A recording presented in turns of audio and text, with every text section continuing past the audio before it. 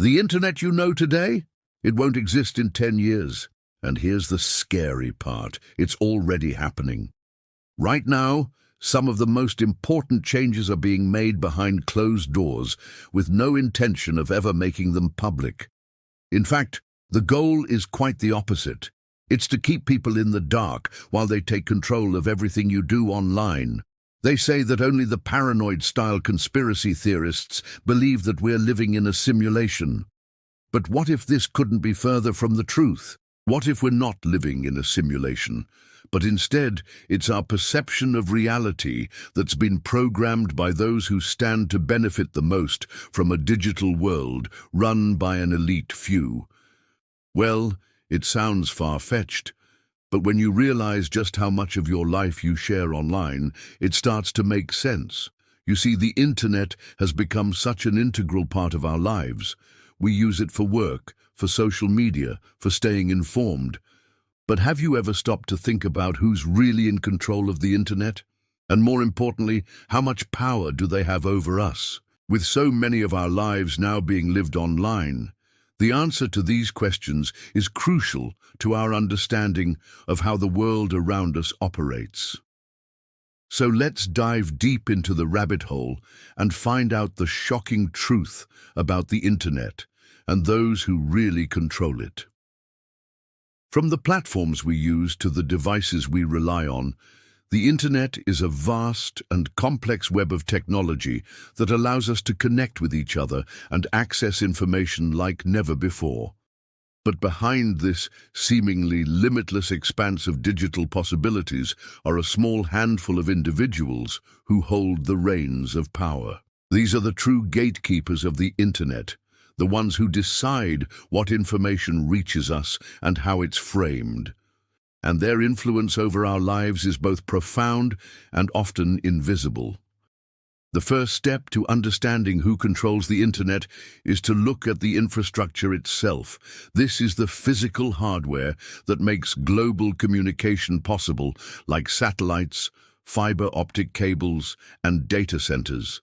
And while there are thousands of companies involved in providing these services, a significant portion of it is owned and operated by just a few tech giants. For example, Amazon Web Services, or AWS, provides back-end cloud computing services to a massive number of websites and applications, including everything from your Netflix recommendations to your Instagram posts.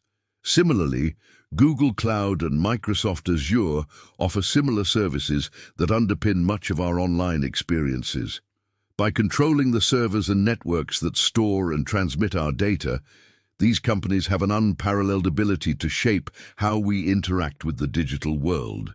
But that's just the beginning. The next layer is the software that runs on top of this hardware. This includes everything from the algorithms that determine what videos you see on YouTube to the protocols that govern how emails are sent and received. And once again, a small number of companies dominate this space as well. For instance, Google owns Android, which powers a majority of smartphones worldwide. Meanwhile, Apple sets the standards for iOS and its associated devices. And Microsoft Office controls a significant chunk of the productivity software market. These operating systems and applications determine how we interact with our devices and access the internet, shaping our online experiences in countless ways. And beyond these foundational technologies, there's another layer of control: the Internet Service Providers, or ISPs, that connect us to the global network.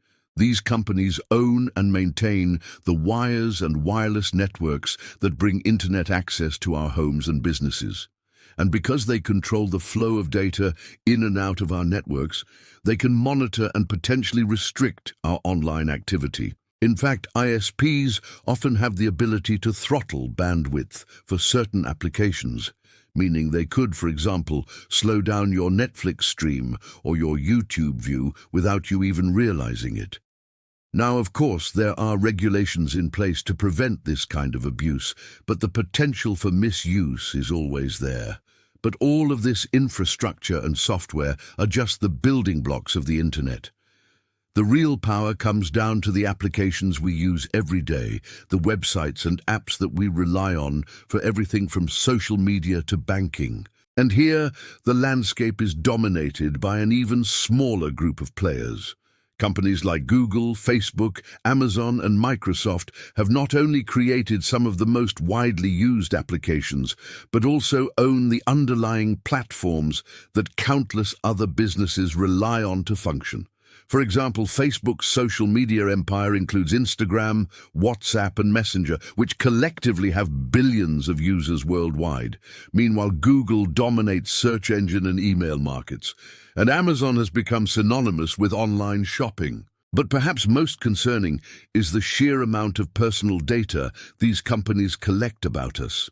Every click, every search and every purchase leaves a digital breadcrumb that these companies can and do track and analyze. This data is then used to create detailed profiles of each of us, which are incredibly valuable commodities in the world of digital advertising. By controlling the flow of information about us, these companies can determine what products we see advertised, what prices we pay, and ultimately what we buy. And so, the internet we depend on every day is controlled by a small group of companies who hold the power to shape our online experiences in profound ways. While these companies have brought us many benefits, from increased connectivity to greater access to information, their dominance also poses significant challenges to our individual freedoms and the health of our society as a whole. As citizens of the digital age, it's crucial to be aware of the forces that shape our online lives and to advocate for a more equitable and democratic internet that serves the needs of all people. And while all of this may seem like the stuff of science fiction, the reality is that this level of control and surveillance is already happening right now. Take, for instance, the recent revelations about the Pegasus software developed by Israeli cyberarms company NSO Group. This software is capable of turning any smartphone into a sophisticated surveillance device, allowing bad actors to spy on their targets through their cameras and microphones. The worst part, it's already being used in real-world operations. According to reports, the NSO Group has already sold the software to any country it's willing to make a deal with, including some with well-documented human rights abuses. Imagine the possibilities. For those with malicious intent, the prospect of widespread adoption of such software is chilling to say the least. But even without such extreme measures, the level of control that these companies exercise over our online lives is already staggering.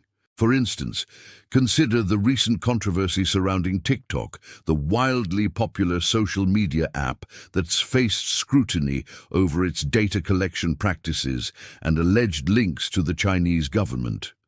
Whether or not these concerns are justified, the very fact that one app has the power to captivate millions of users and potentially influence government policy highlights the immense power these companies wield. Then there's the issue of censorship and the suppression of information. While proponents of internet regulation argue that it's necessary to protect society from harmful content, critics worry that it could lead to the suppression of free speech and the stifling of dissenting opinions. After all, who decides what's harmful and what's not? And what happens when those in power use their control over the internet to silence those who oppose them?